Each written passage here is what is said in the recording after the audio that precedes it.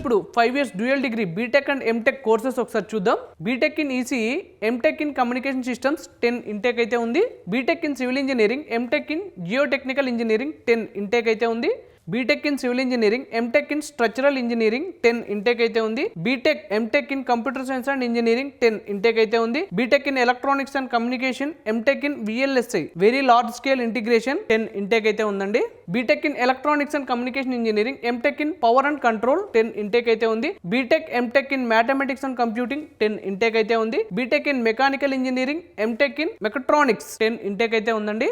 BTech in mechanical engineering, MBA IIM Mumbai 15 intake అయితే ఉందండి. BTech in chemical engineering, MBA in hospital and health care management IIM 5 intake అయితే ఉంది. BTech in chemical science and technology, MBA in hospital and health care management IIM 5 intake అయితే ఉంది. BTech in civil engineering, MBA in IIM 6 intake అయితే ఉంది. BTech in computer science and engineering, MBA in digital business management IIM 5 intake అయితే ఉందండి. BTech in electronics communication engineering, IIT Patna, MBA in hospital and health care management IIM లో చేస్తారండి. 5 intake అయితే ఉంది.